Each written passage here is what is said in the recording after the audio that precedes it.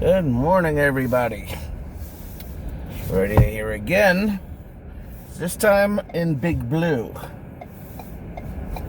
Had a fun little issue with Big Blue the other day. I was driving. I get into the car, start her up. Nice warm day.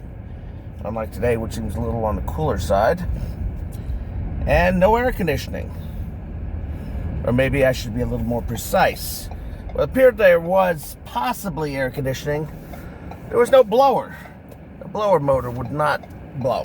I get no air blowing out. Needless to say, I was very unimpressed. And yes, it was a little on the hot side out there, so I was equally very unimpressed with the heat I had to deal with on the drive to work. Now, I haven't had any real problems with this car before, so I was rather shocked by that particular problem. The car is too new for a problem like that. And, I called up, set up an appointment for them to look at it, and that's going to be this morning. They're going to take a look at it.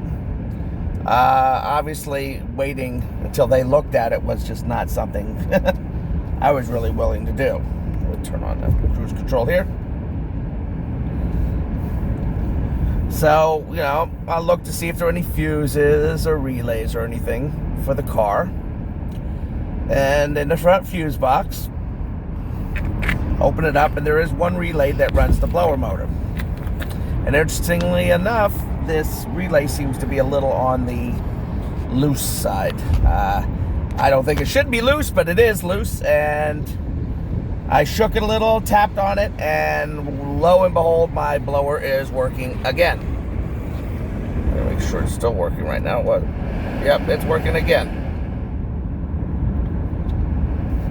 So, obviously, we're either dealing with a bad relay or loose relay. Why it's loose, I really don't know. So, I'm just going to tell them, hopefully, this will be a quick appointment, and basically what they'll do is they'll either A, they'll just find some way to tighten the relay on there, or B, they'll just pop in a new relay. And we'll go from there. Probably one of the easiest repairs to be, but you want to know something? I'm sure they'll find some way to make it more difficult, say, well, it's working now, so there's nothing we can do. And, well, God, we'll see what happens. I mean, it's not like a big deal. It would be nice, though, if the blower motor would work for a period of time. It's the first time this issue's ever happened on the car.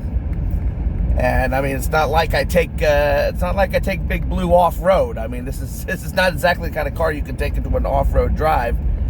So how it got knocked loose, aside from just normal driving, that's pretty heavy to do, pretty scary if it can get knocked loose that easy.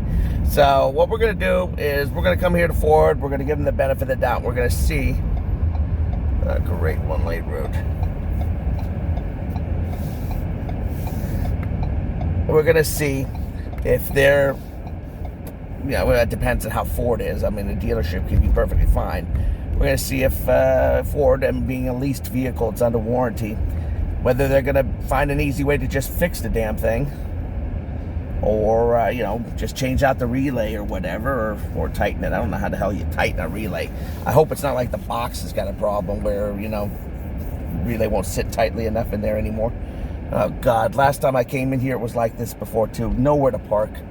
I don't know what the hell's up with this place. I mean, are they trying to tell me that all Fords tend to blow up in 5 minutes? That's why. Waiter parking. What the fuck is a waiter parking? Am I a waiter? Am I waiting? Oh my God.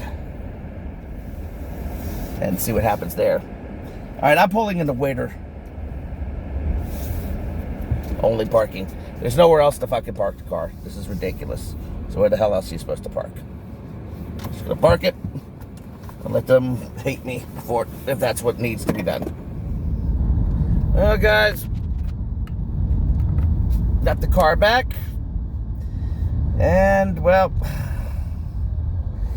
what the heck is it? It's 9 o'clock. So I got there at 7:30. It's 9 o'clock for a relay. Now, I think what they did a lot of testing and so forth on the relay. And, you know, I mean, I told him I had figured out what was wrong with it. Apparently the relay was giving trouble.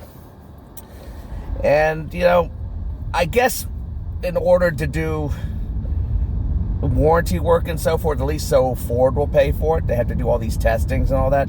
So, I mean, it shows they did, you know, multiple tests to try to tighten the relay in the box a little bit better and so forth. And what did they end up? It ended up with intermittent passes and fails. So they just ended up replacing the relay. So I guess they had to do all that testing, which took an extra hour when I'd rather be at home sleeping, in order to be able to charge Ford for a new relay. So basically now I have a new relay in there. I guess I don't know, a faulty relay and so forth, and we'll go from there. It's rather shocking. I mean, I'm rather surprised that I have a silly, you know, problem like this so early in the life of the car. But, you know, I mean, it's a freaking relay. For all we know, it was just a crappy relay to begin with. It was a little loose, and apparently, you know, they put a new one in there, and hopefully that should take care of the issue. And we'll see what happens and see if it holds up. If I start continuing to have problems again about this, then this will be something for all you other Ford people to look out for on your Fusion Energies, as to whether we have problems with our fuse boxes and relays not sitting, you know, tight in them and so forth. That's basically all there is to really report on it. It's really not much to it, and I'm also half asleep, so I'm sitting here babbling like a total idiot, just not quite with it.